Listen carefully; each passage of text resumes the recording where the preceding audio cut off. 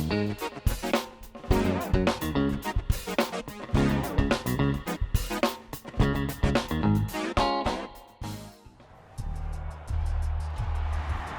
day is pretty much what you live for. When I'm out on the field, I'm cheering for my city.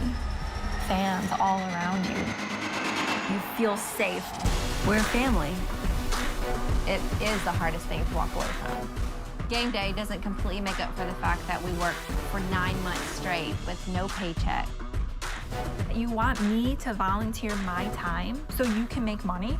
Why would a grown woman want to be a cheerleader anyway? Show off your body.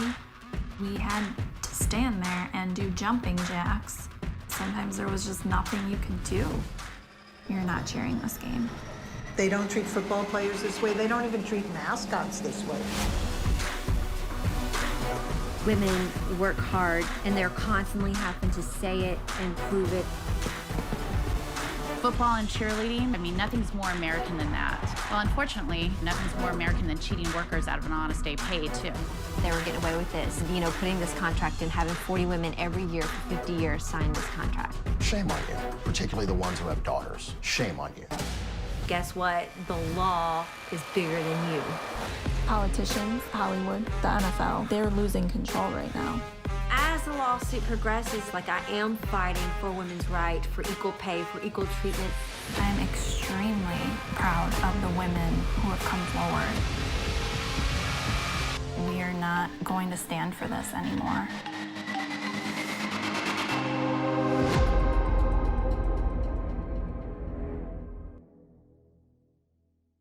Welcome to Labor Goes to the Movie with Chris and Elise. Elise, how you doing?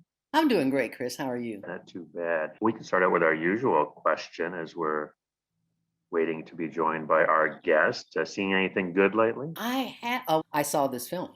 You did, that's right. You did your homework. I did my homework, and I'm fascinated by it. Did it annoy you as much as I thought it might? Yes and no, because I'll tell you why. Remember when we were in London for the Workers' Culture Conference? Mm-hmm. I went to a workshop where there was someone who was doing a film on the follow-up to Gloria Steinem's A Bunny's Tale with Playboy bunnies. Right. And we had this whole discussion about payment and the work and how they viewed their work versus how feminists viewed their work.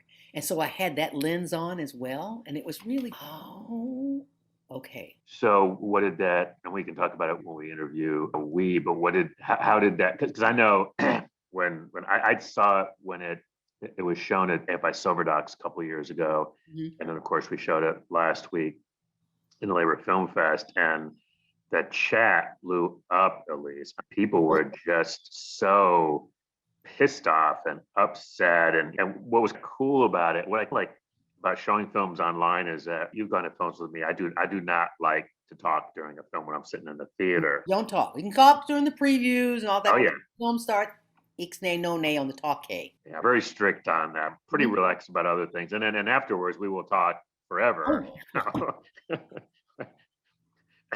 Stop. But I have to admit that I enjoy the folks chatting, with these online things. And I'm trying to think about why. I think for one thing, I can choose to monitor the chat or not. So that's different than that person sitting next to you who just can't shut up. And right. Mm-hmm. So maybe that's one difference. But also, especially with a film like this, it's so, the reaction was just so visceral to watch people reacting in real time as each revelation comes out in the film. So that was kind of cool. What did they say? Because I had no chat room. So I did ask a couple of friends who watched it the other night, what did you get from it? And they were waiting for me to respond. I should go back and pull the chat. I'll just do this from memory. Mostly, and it was almost an entirely female audience, I should say. Oh, interesting. A couple of guys. Yeah. Yeah. Because of the title, A Woman's Work, you think? I was a little disappointed not to see more guys there. You would have thought the cheerleaders would have been a draw. I thought, interesting. That's Yeah, it was interesting. And then I think people were just reacting to, I think there were frankly, and maybe this is what helped you, there were a lot of things that they did not know, like that cheerleaders basically don't get paid. So people, were reacting, oh my God, that's horrible. And then they find out what they do get paid, which is so piddling. And then the way that the owners who make, a gazillion dollars. Yeah. Yeah. So I wanted to mention also, I was working on Labor History Today podcast, and yesterday was the, I think, 67th anniversary of the release of Salt of the Earth. Oh, wow. Yeah, Wow. Salt of the Earth. We showed it at the National Labor College, and there was a couple of women from Croatia, I think, in the audience, or some other former communist country, who said, "You call this communist?" That's funny. Yeah, she was like, "That's ridiculous. This has got nothing to do with communism whatsoever. Who said this? Who banned this?" And we're like, United States, it was a time. That's the thing that when I was doing a bit of a deep dive into it, it was banned when it was released because all the filmmakers have been blacklisted and either were communists or hung out with communists, as so many folks did back then. And what I'd forgotten was that it was difficult to make because some right-wing congressmen found out about it and some right-wingers on them showed up like on the set in New Mexico and harassed them. And so it was actually difficult to make the film. It was banned across the country. Some of the union, I think the projectionist union, and remember this was the 50s, so they were throwing communists out of unions across the country. Yeah. And the projectionists refused to show it. Wow. And now it's considered one of the best American movies ever made. And this was one of the things I was thinking about and talked a little bit about on the podcast. It was also basically had a feminist analysis. Oh yeah.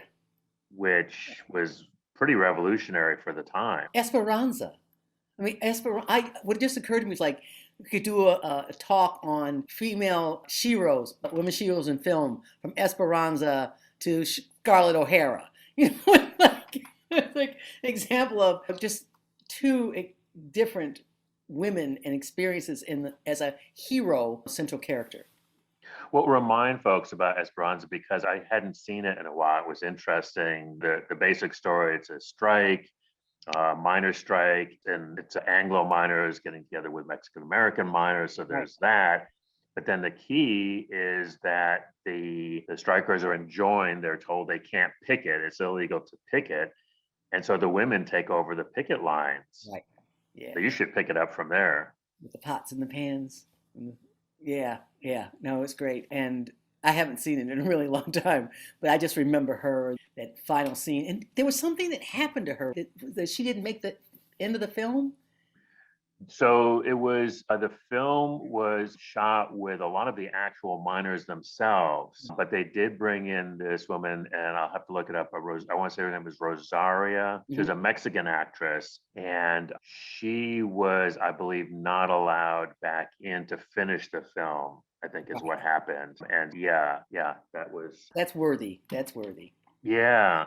And then what happened was when the women take over the strike, it not only causes all kinds of problems for the bosses because they don't know how to deal with women picketers, but it also causes problems back on the home front. Right, yes.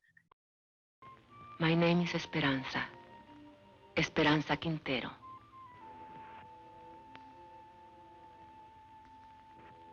I am a miner's wife. 18 years my husband has given to that mine, living half his life with dynamite and darkness. Miner wants to get his brothers out in one piece. You work alone, savvy? You can't handle a job, I'll find someone who can. Who, a scab? An American. We gotta get equality on the job. Then we'll work on these other things. Leave it to the men. I see. The men. Your strike may be for your demands, but what wives want, that comes later, always later. Now, don't you start talking against the union again. All the next week, I kept thinking about my mañanita. I had never had so nice a party. It was like a song running through my mind.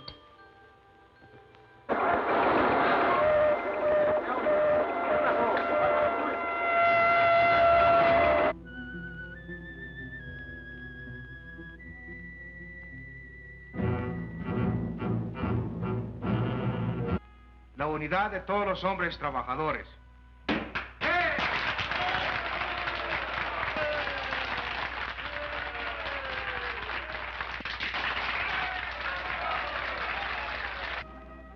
Much like any other strike.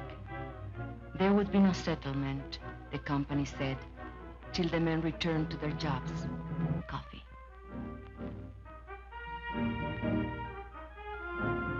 Ramon, listen to me.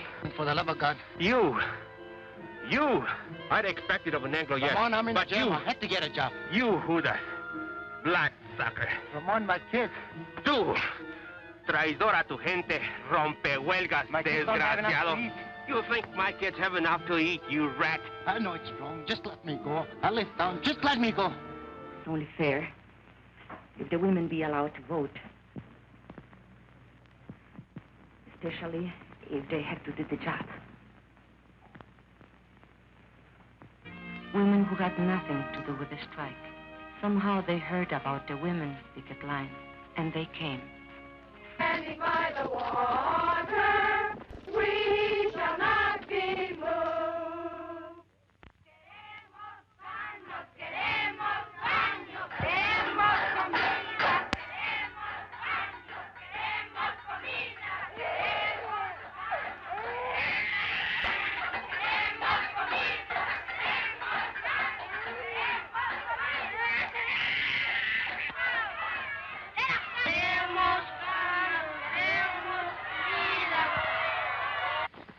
They ran away. With Ramon's pride, I spoke out of the bitterness in me, and he was hurt.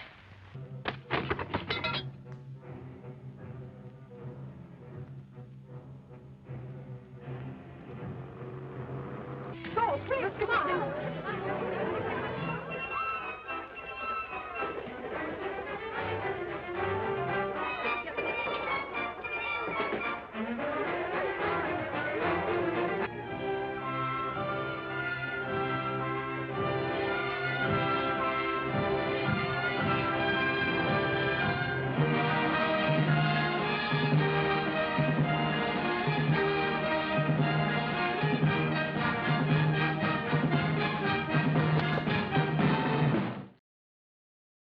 Hi, Elise. My name is Wee.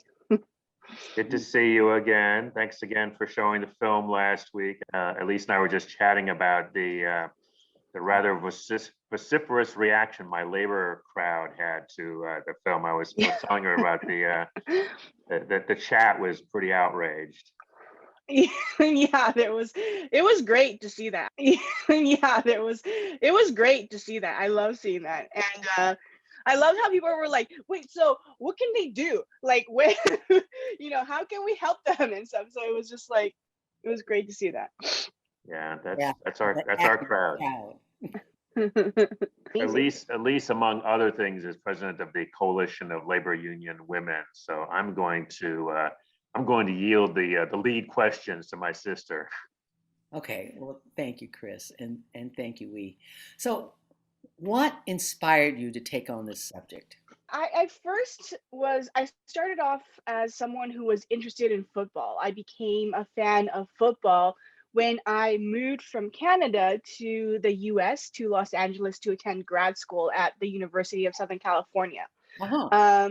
So that was where I was first exposed to the world of football, because prior to that, I grew up in Canada, Vancouver, Canada, and I was born in China. So, in Canada, there was football, but really it was eclipsed by hockey. That's what everybody watched, So, when I came to the US and came to grad school, I couldn't work outside of the campus because I was an international student. So I took jobs around campus, and I actually tutored football players in essay writing, in composition. And it was really well paying. It was better paying than a lot of the other jobs. And I got to see sort of the system that they were embroiled in. They literally had people on golf carts, you know, pushing them, like reminding them to go to class, reminding them to go to workouts, reminding them to do this. So it almost felt like, you know, minders or something. I don't know.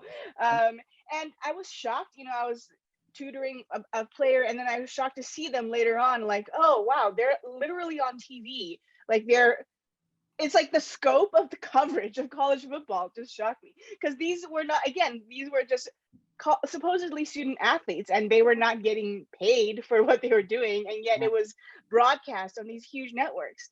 And so that was fascinating to me. And I also saw how it brought together so many people in terms of fans, like across the community. USC, is a very expensive private university in very kind of in an area, in a neighborhood of Los Angeles that's been stricken by poverty, problems in general. And then it's just this, it's a weird kind of, I guess, dichotomy and clash between the university and the community around it.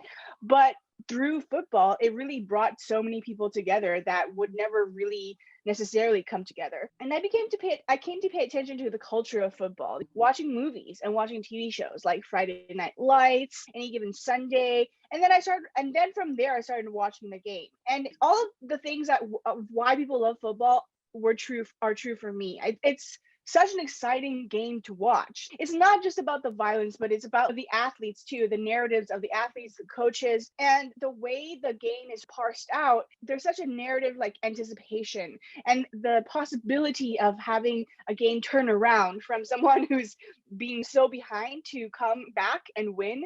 I think it just speaks to that underdog mentality that and also it just speaks to the American dream. Anyone could, if they tried hard enough, they could win, they could make it. So there's all these things that are very attracted me a lot as someone who was an immigrant, who came here, who wasn't born here. And then when I heard about Lacey's lawsuit, she sued the Oakland Raiders in 2014, alleging she was paid less than $5 an hour.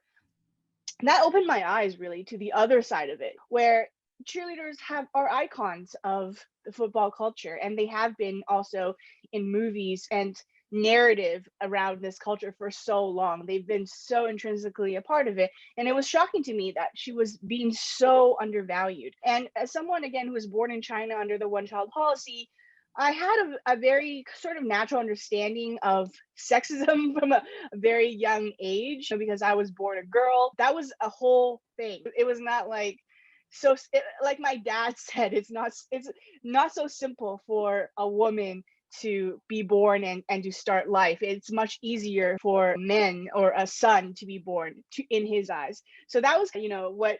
Interesting. Yeah. So I had an understanding of that from a very young age. And so when I came, to Canada and to the US, where supposedly there's equality, supposedly it's, democracy. Again, I wanted to interrogate that. I wanted to really examine how that actually works and why. So I decided to reach out to Lacey and ask her about her story. Wow.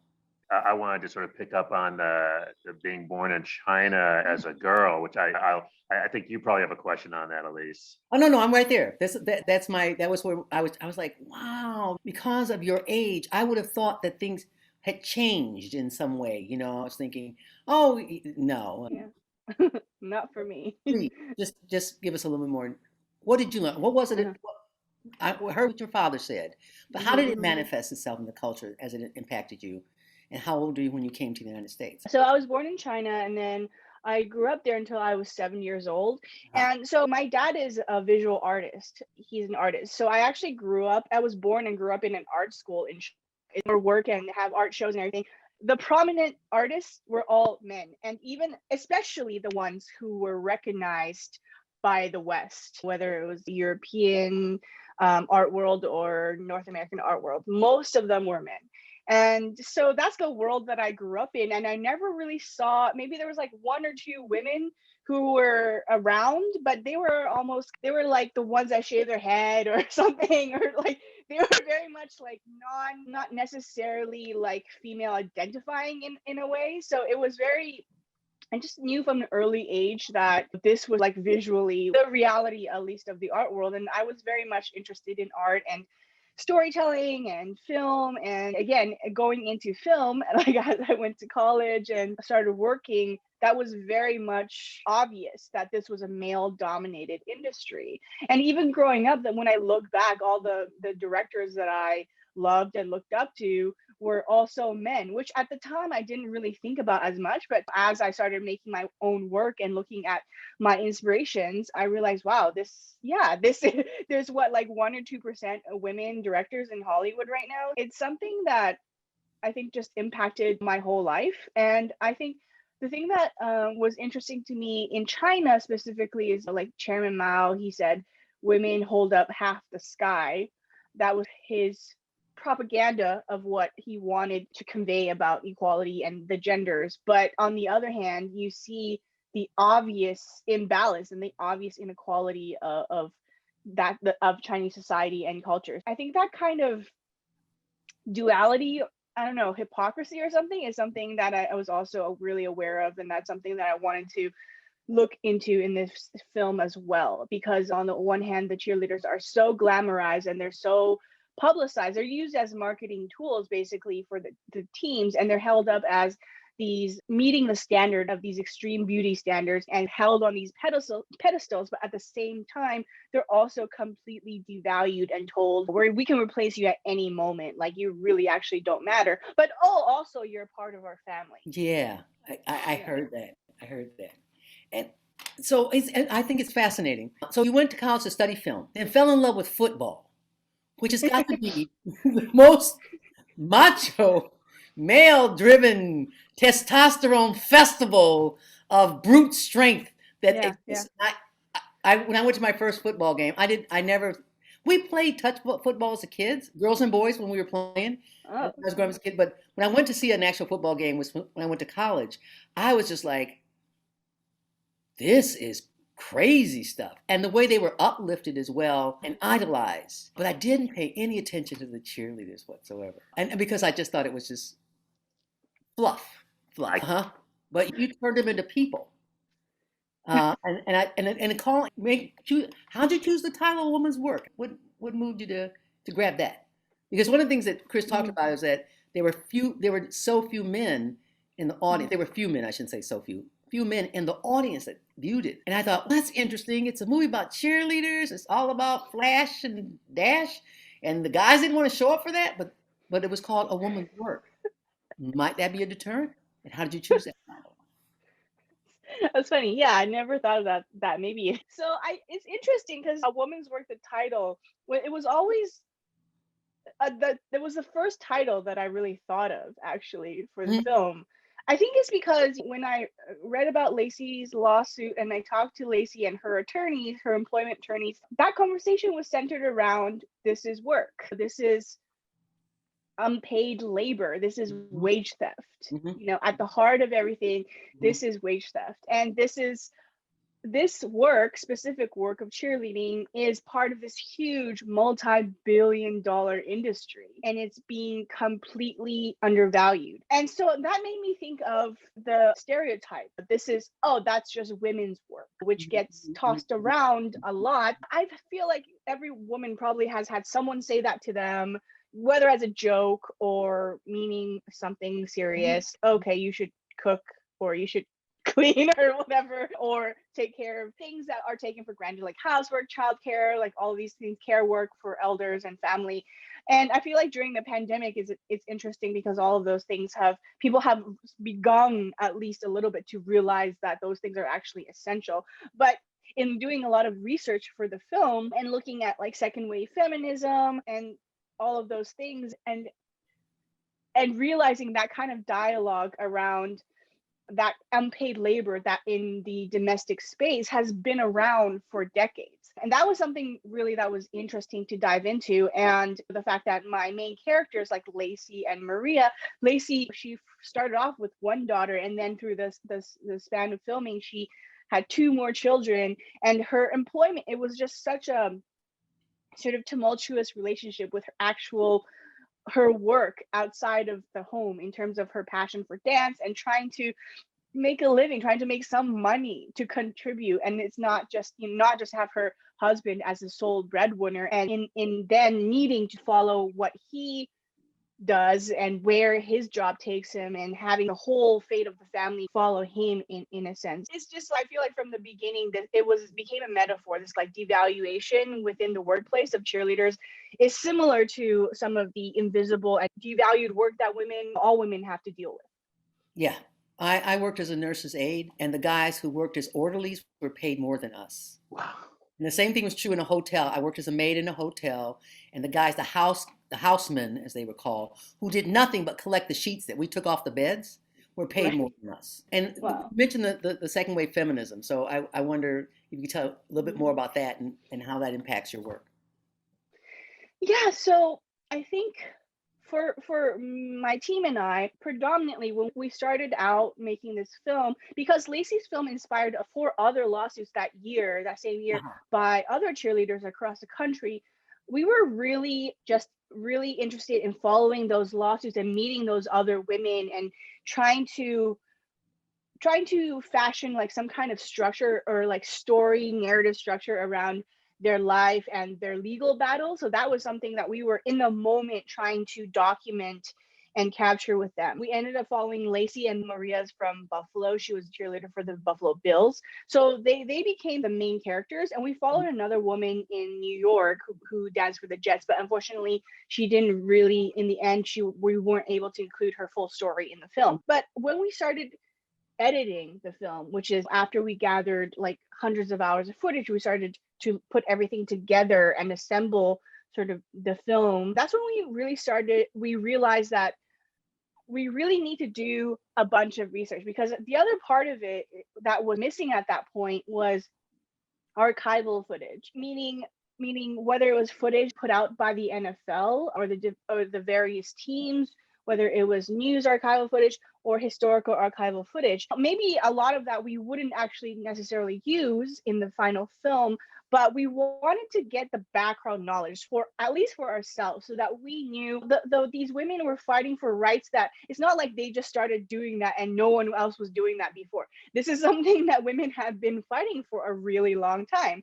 And I think historically it seemed, and just in the process of even pitching our film, it seemed like the cheerleading or that kind of work was really left out of the traditional progressive feminist sort of narrative. Because I think a lot of people were very taken aback when we were pitching the film, thinking like, oh, why? That's, why don't care about them? Why don't you make a film about their lawyers, who are these amazing like feminist lawyers who have been working in employment law for 25 years? I'm like, yeah, they're also amazing, but this is a story about how all these different people came together to fight for the same rights. And I think that's what we realized, more context. So that's when we started doing some research into the different waves of feminism. And of course, that's when, like through the making of the film, the Me Too movement also happened, and we saw more women coming together. All of that kind of trickled its way into the film. Yeah. So what occurred to me as I was watching it was also that Gloria Steinem had years ago got hired as a Playboy bunny, and basically worked as for a month in that job. And I went to a conference 2 years ago now, I guess it was, in England, where someone was writing a paper about the Playboy bunny's response to Gloria Steinem's criticism, because what they talked about was, this is work. And that's the attack you came from right from the beginning. These are, as I was watching the opening, when it opened, I was like, they're dancers and they're athletes. It takes a lot of energy, power, and muscle to pull off what they're doing. And it's service work and it's entertainment. People in Hollywood do it all the time and nobody goes, what a waste of time. But I hadn't thought of it that way till I saw your film. It like changed, it made me go, oh yeah, gosh, yeah. And because it's based on a sexist view of women's femininity, not to mention sexuality, that might, and I thought there would be more criticism in the chat room, which I didn't get to see, folks. But what you did is you turned it on its head and said, oh no, this is real work and it has value and it's not being valued. And somebody's making a lot of money off of it. Yeah. And I think compensation, this gets us back to Jeff Bezos and Amazon and all that. Go ahead. Go ahead. Oh, but yeah, I was gonna say in our research when we were digging into archives, we're trying to also find some kind of historical precedents where it was this kind of work, where it was, I say, entertainment, athleticism, dance, and also involving sexuality. And we found that I think it was in the 1960s, like late 60s in Vegas, a bunch of Las Vegas showgirls actually unionized. So we were able to find like this archival footage of some news coverage of that. We weren't able to use it in the film, but that was something that was really, fascinating to us. And also, I think in Detroit, maybe the Playboy Bunny Club, the waitresses, they're actually unionized too.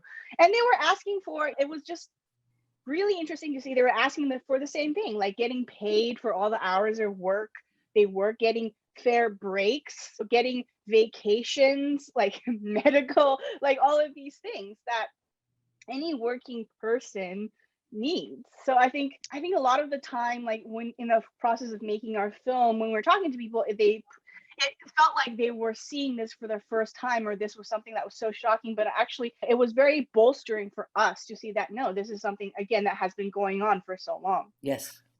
So I say something that I was curious about that really jumped out when I watched last week when the DC Labor Film Fest showed it, which was, and I don't know if this was just something you couldn't get into the film or whether it didn't happen, but it was something that folks did talk about in the chat. Were there more people who were trying? These are all specific cases of specific cheerleaders who sued, but like in our world, people usually reach out and start organizing, right? And start trying to organize a union. And so I was curious about, I mean, it winds up being this real sort of one person against the NFL as opposed to a bunch of them. And in fact, and you do get into this in the film, a lot of the other cheerleaders turned on them. So I'm just curious to hear more about what actually happened and what you could use.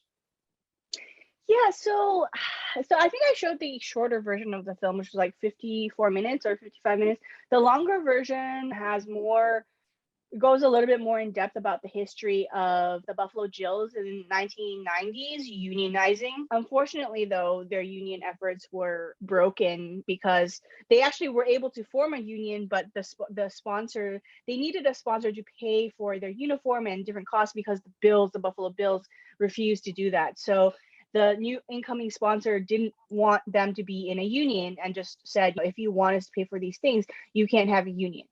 So a lot of the original members of the union they formed, they had retired out of the profession. And as the newer members were coming in, they really just wanted to have the opportunity to perform. And so they decided to take that deal.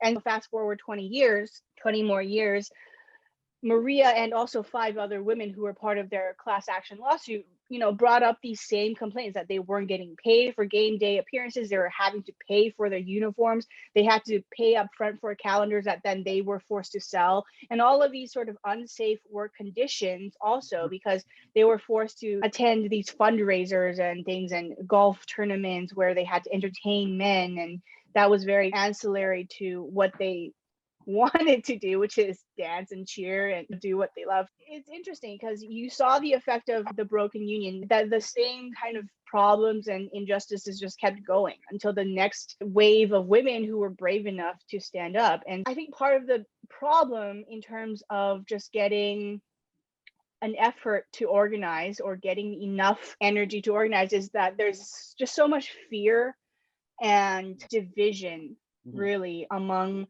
the cheerleaders, and that's something that's purposeful. It's intentional. That's the way that this structure really works. Everyone who supposedly is like on this ladder of power feels like their power is at stake. For example, the directors, the cheer directors, a lot of them were former cheerleaders. They rose up through the ranks, and they're being told by the team, like, okay, your position is tenuous. We may or may not have funding for you or whatever. So then they pass that down onto the women and just tell them, if you don't like it, we have 1,000 other women who would replace you. You have to be the best. You have to be within like 2 pounds of your weight that you started in the beginning of the season.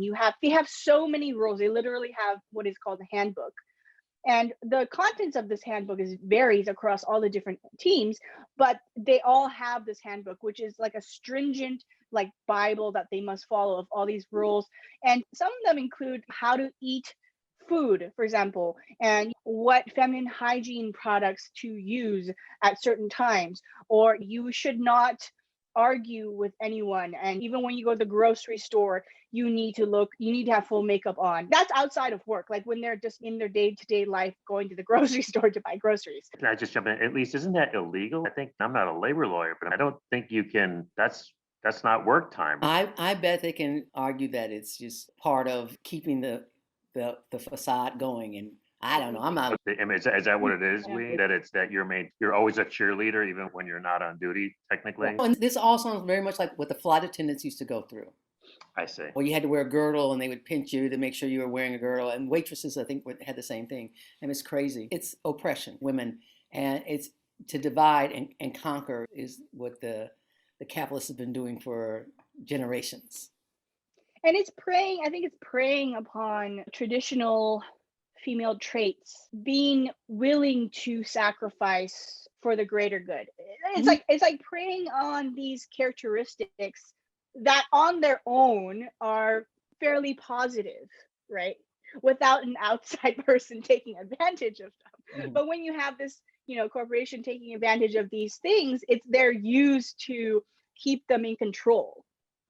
Oh yeah. And keep them divided. So yeah, and a lot of some of the women I talked to who were against the lawsuit, they were like, this is not a job. This is something that I love. This is more than a job. It's invaluable to me, and all of these things. And just talking about money somehow, or asking for the fact that the lawsuits were asking for money, that was a moral sort of perversion of their original intent. And I think that's a big part of why like women are ashamed to ask for money or talk about money, is because of that kind of prevalent like cultural, I don't know, trend. Or I was thinking about that with Commissioner Goodell, when he, at the beginning of his interview, he talks about, I forget how much it was at the time, he was making millions and millions of dollars a year, right? And yeah, like 34 to 44 million. Yeah. I mean, after it gets over 20 million, I was. So he's making $30+ million a year, and he himself says, "Oh, this is great. I love it." And I'm thinking, so he gets this idea of a job that you love, but he gets $33 million a year for a job he loves. But you can't pay people who are also want to do a job that they love. It was, to me, I had this real sort of mental problem handling that. I think it's, as you pointed out, it's a devaluation of women's work that is, again, gone on for generations. And cheerleaders are really an important part of that whole keeping the energy going and keeping the crowds going. And a friend of mine said one time, Martin Luther King said that I'm a drum major for peace. And she said, let's say we were cheerleaders for change and palm people for progress. But you need somebody who's going, yeah, you can do it. And in this arena where they are making so much money, there's no reason why these women shouldn't be paid, except women's work is devalued. Taking care of them, cleaning homes, all of that, and much less being a powerhouse athlete to show your behind literally on television and garner them fans and money and sponsors and promoters who are making also gazillion dollars off of it. Exactly. And I think it goes back to also women's sports too. Because the sports world is so, in general, such a male-dominated space, and it's also a space where masculinity is really forged in many ways. It's like that kind of hyper masculinity is really performed in the world of sports, and so when you have women who are trying to break in or to trying to be acknowledged or recognized, it's like insane the challenge that it is. And for female athletes who are like, on the one hand, are not taken seriously for their athletic ability, but on the other hand, they're expected to look feminine. So if they're too masculine, like Serena Williams, there are people who are criticizing her. But then you have the other hand, like for ESPN or Sports Illustrated or different magazines, we want to have the women athletes pose in certain ways that are like attractive to men. So it's so many different double standards, and what is qualifies as sport and what qualifies as an athlete is determined by a male standard. And so they have to really come up against that. And I think right now, though, I feel like more and more women are understanding that we need to talk about it, and we need to come together to talk about it to make this different. And I think that's really encouraging to see that, especially in the context of cheerleading. I feel this year, especially since the film has come out, more cheerleaders have spoken out about these problems, and more women are demanding, okay, wait, no, we're athletes and we deserve to have a say in what the future of our industry. And like you mentioned, for so long, cheerleaders have been molded to what the teams feel like it would be attractive to male audiences. Obviously, they embody that extreme femininity, the sexiness, the glamour, all those things. But it's like the women, obviously, any cheerleader I talk to, they love it. They love the uniform. They love being out there performing. Like, it's amazing. But they're also like, if I had to dance like dressed in a cow outfit or whatever, I would. Or like in a nun outfit, I don't really care. It's just performing and dancing. And so it's so much creativity also. And they have years and years of dance background in all sorts of different styles of dance, and also cheer and stunt work. So it's like the richness and the entertainment value of what they do could be expanded so much if they were able to actually have a say in it. But right now, everything is just, oh, we want you to be like this. Oh, okay, you're complaining about sexual harassment. Okay, we're gonna bring in some guys and make you wear baggy clothes. So that's really like the answer right now for these teams. Oh yeah. And the whole power dynamics, power concedes nothing out of demand. And also that power is to women what beauty is to men. And so that dynamic is working there.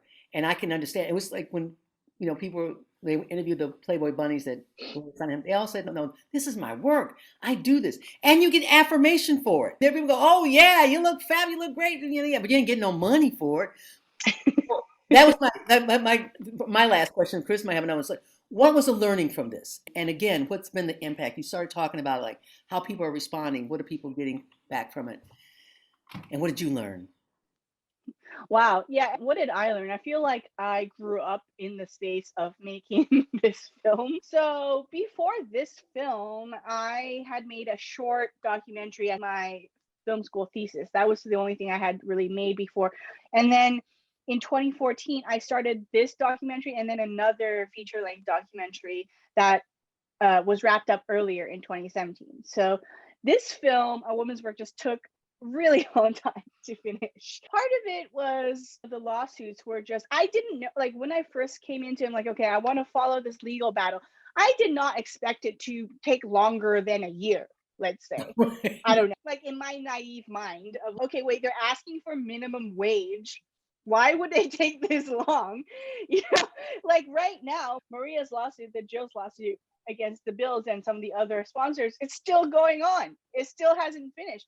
So I didn't expect those legal battles to be so protracted. And I also didn't realize that I happened to drop in on these women's lives and meet these women at a very interesting sort of transitional point in their lives as they're really almost like the aftermath of their career, because they were basically blacklisted and they were not able to go back. And so it became more about like, how is their identity going to shift? Like, how are they going to see themselves differently?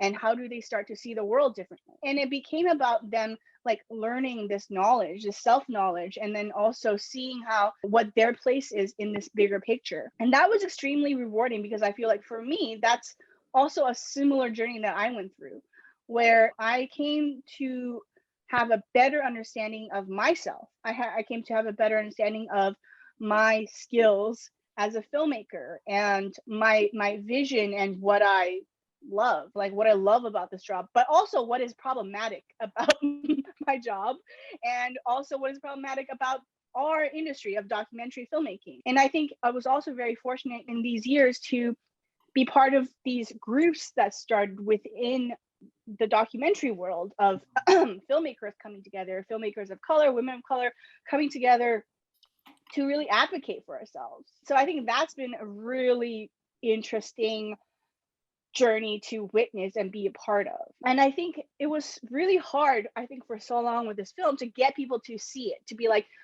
oh, okay, I get what you're trying to do. But now, finally, when it's out and it's finished, people are finally getting it. Okay, yeah, this is what you're trying to do. Okay, I get it now. And it's been really inspiring and heartening to see, again, all these different people coming together around the film, or somehow like some even small connection with the film. Okay, so we were able to have this lawmaker talk to this attorney, talk to this cheerleader, talk to this women's sports journalist, talk to this other female athlete, like all of these people coming together to talk about and discuss these really important issues that's going to shape their future. And it's not like, I necessarily, or the film or whatever, wants to be necessarily part of that. But the fact that we made those connections and started off these conversations, I think that's really rewarding. And I think that's just an example to me of what film can do. And again, that's re-inspired me in terms of my work.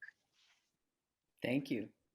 Chris? We're just about to wrap up, but I just want to pick up on something that you had mentioned about that there's, I think, 1 to 2% female directors, and I think I'd seen that somewhere, but I still find that in 2021 that seems ridiculously low, and I'd like to get your thoughts. And you mentioned that there's other groups forming around this. I'd like to hear more about that.